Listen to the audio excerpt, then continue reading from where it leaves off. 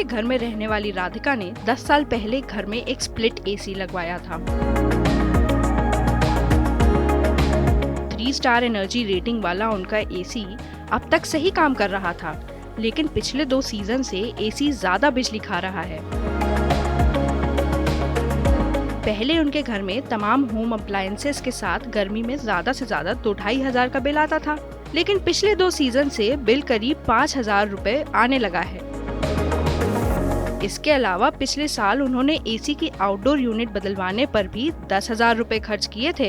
अब राधिका समझ नहीं पा रही हैं कि नए सीजन में पुराने एसी की सर्विसिंग कराएं या फिर नया एसी खरीदें, क्योंकि जितना बिल वो दे रही हैं उतनी ही किस्तें भरकर वे नया और बेहतर एनर्जी सेविंग एसी क्यों न खरीद लें। उनकी ये कश्मकश अब भी जारी है। राधिका की तरह अगर आप भी एसी के मेंटेनेंस, सर्विसिंग और बिजली के बिल के खर्चे से परेशान हैं और समझ नहीं पा रहे कि पुराने एसी को चालू रखें या नए एसी पर स्विच करें, तो हमारा ये वीडियो आप ही के लिए है। एसी सही कूलिंग दे और सही ढंग से काम करे, इसके लिए एसी की मेंटेनेंस जरूरी है। एसी पुराना हो गया है और मेंटेनेंस पर अगर सालाना खर्च इतना ज्यादा है कि उस खर्च से नए एसी की 2-3 किस्त निकल जाए, तो फिर एसी को बदलना सही होगा। ज्यादा पुराने एसी काफी बिजली खाते हैं।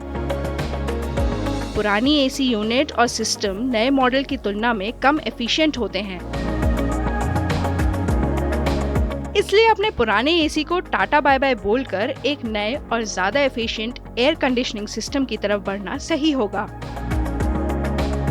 इस समय बाजार में कई 5 स्टार एनर्जी रेटिंग वाले एसी मौजूद हैं, जो कम बिजली खाते हैं। हाँ, वो थोड़े महंगे जरूर आते हैं, लेकिन एक बार इन्वेस्ट करने के बाद आप बाकी खर्चों में कटौती कर पैसा बचा सकते हैं। हालांकि 3 स्टार एनर्जी रेटिंग वाले एसी भी कम बिजली खाते हैं। इस समय भारत के साथ ही दुनिया भर की एसी निर्माता कंपनी इसमें हाइड्रोफ्लोरोकार्बन का इस्तेमाल करती हैं। कोशिश ये भी की जा रही है कि नेचुरल गैसों का इस्तेमाल किया जा सके। इसके अलावा भी ऐसे कई कारण हैं जिसके बाद आपको अपना एसी बदल देना चाहिए। उनमें से एक है एसी की गैस लीक होना। अगर आपका एसी पुराना है और उसकी गैस बार बार लीक हो रही है, तो समझ लें एसी बदलने का वक्त आ गया है। हालांकि एसी की गैस में कोई गंध नहीं होती है, लेकिन इसके बावजूद भी गैस लीक इन कुछ वजहों से होती है जिस पर ध्यान रखकर इसका पता लगाया जा सकता है। जैसे अगर आपका एसी सही से फिट नहीं है, एसी की ट्यूब में जंग लग गई है, अगर एसी अच्छे से ठंडा नहीं कर रहा हो, गलत गैस डालने से भी दिक्कत होती है। इसलिए गैस की क्वालिटी का ध्यान रखें। अगर आप भी एसी का इस्तेमाल करते हैं तो कुछ बातों का आपको ध्यान रखना चाहिए, जैसे कि हर साल सर्विस करवाएं, दिन में एक बार कमरे की खिड़कियां दरवाजे खोल दें, सर्विस किसी भरोसेमंद सर्टिफाइड मैकेनिक से करवाएं, पूरा टाइम कमरे और खिड़कियों को बंद ना रखें ताकि प्रदूषित हवा निकल सके। कई लोगों के मन में ये सवाल भी उठता है कि एसी को कितने घंटे चलाना चाहिए, तो इसके लिए सबके अलग अलग तर्क हैं। फिर भी एक्सपर्ट्स का कहना है कि आप एक बार एसी चालू करके ठंडा होने पर बंद कर सकते हैं। इसके अलावा ये जरूरी है कि कहीं न कहीं से ताज़ा हवा अंदर आए। जाते जाते हम आपके लिए मददगार कुछ टिप्स देना चाहेंगे। पहली, एसी का टेम्परेचर 24 डिग्री पर रखें। अक्सर देखा जाता है कि लोग आराम और ठंड की बयार को महसूस करने के लिए एसी का टेम्परेचर 16 या 18 पर सेट कर देते हैं। डॉक्टरों की माने तो ऐसा करना आपकी सेहत पर असर डाल सकता है। सेहत के अलावा 16 या 18 डिग्री टेम्परेचर आपकी जेब पर भी ज्यादा सेंध करते हैं, क्योंकि एसी ज्यादा बिजली की खपत करता है। 24 पर एसी सेट करने से सेहत के साथ साथ आप अपनी बिजली के बिल का भी ख्याल रख पाएंगे। एसी का टाइमर सेट कर सकते हैं।